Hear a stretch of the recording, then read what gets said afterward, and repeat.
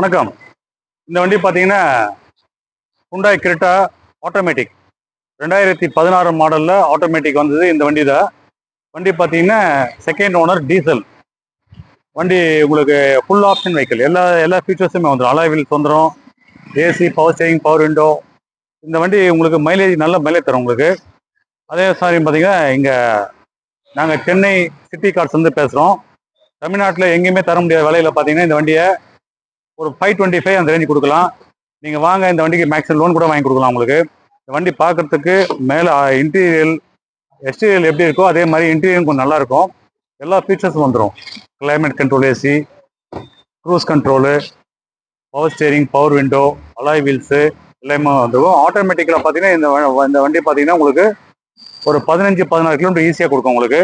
இதுக்கு loan eligibility இருக்குது.